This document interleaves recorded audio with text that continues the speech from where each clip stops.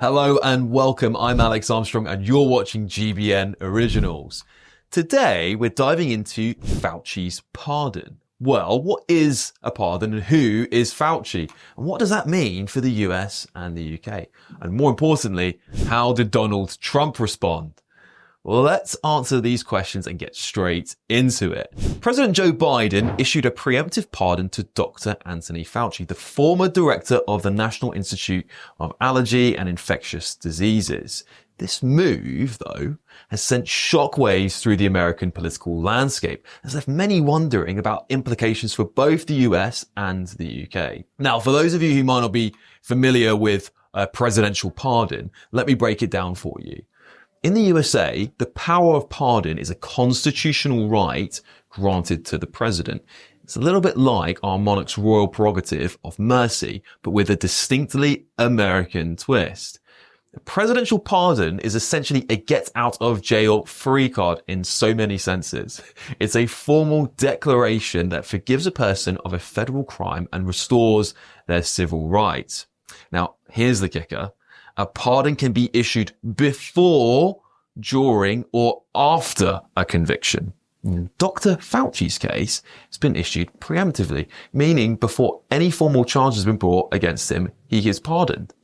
Dr. Fauci, once hailed as America's top infectious diseases expert, has been a very controversial figure since the COVID-19 pandemic. He's been accused of everything, from misleading the public about the origins of the virus to flip-flopping on mask mandates.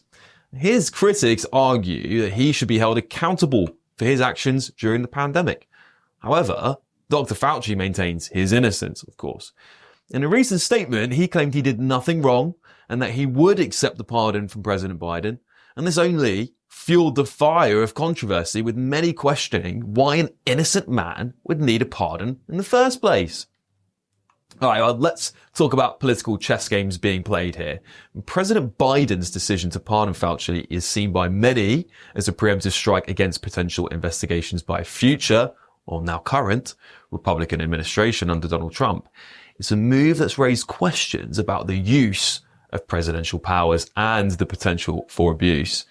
And this pardon doesn't just cover Dr. Fauci. President Biden has also extended the protection of other high-ranking officials, including General Mark Milley, the chairman of the Joint Chiefs of Staff. It's a broad sweep of pardons that's left many Americans questioning the motives behind such a move.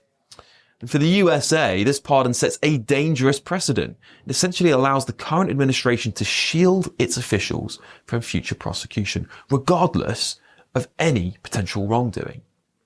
And this could lead to an erosion of accountability in government, with officials feeling they can act with impunity as long as they have the backing of the president. Moreover, it's likely to deepen the already stark political divides in America. Supporters of the pardon argue that it's necessary to protect officials from politically motivated prosecutions. But critics, on the other hand, see it as an abuse of power and an attempt at a cover-up.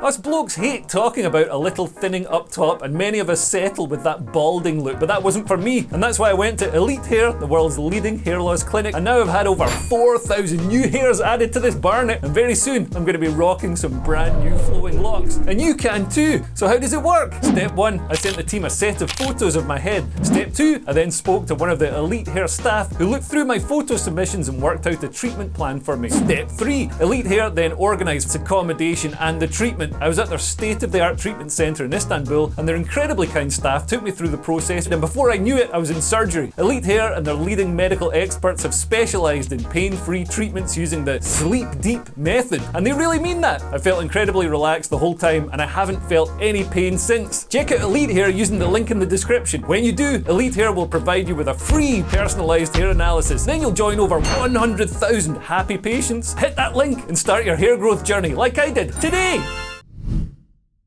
Now, you might be wondering, what has this got to do with us here in the UK? Well, quite a bit actually. While we don't have the system of presidential pardons, this move by Biden could have ripple effects on this side of the Atlantic. Firstly, it sets a precedent for how democratic leaders can use their powers to protect their allies. Well, this could influence future discussions about the scope of executive powers here in the UK. Should our Prime Minister have similar powers to pardon or protect government officials? I can only imagine what you might be thinking at home. Secondly, the Fauci pardon touches on issues that are relevant to our own pandemic response. Many people in the UK have questioned the decisions made by our own health officials during the COVID-19 crisis. And this American saga might prompt calls for greater scrutiny and accountability of our own pandemic policies.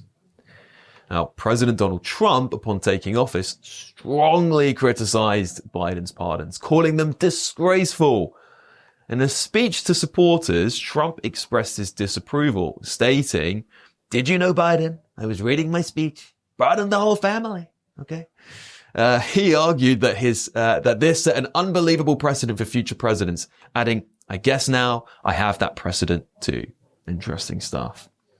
Well, Trump's response wasn't limited to criticism. In a move that many saw as retaliation, he issued his own sweeping pardons on his first day in office, granting clemency to over 1,500 individuals involved in the January 6 Capitol riots. This including pardons for Enrique Tarrio, leader of the Proud Boys, and a commutation for Stuart Rhodes, former leader of the Oath Keepers, both of whom had been convicted of seditious conspiracy. So where do we go from here? In the US, despite the pardon, there are still calls for investigations into Dr. Fauci's actions during the pandemic. Some legal experts argue that while a presidential pardon protects against federal prosecution, it doesn't shield from an individual civil lawsuit or state-level charges.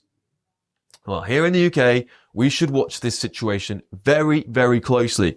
It serves as a cautionary tale about the balance of power in democracies and the importance of accountability in government.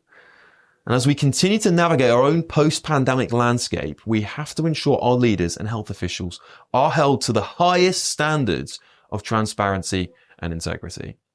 Well, in conclusion, the Fauci pardon is more than just an American political scandal. It's a stark reminder that there is a delicate balance between the executive powers of the president and institutions in our own country and democratic accountability.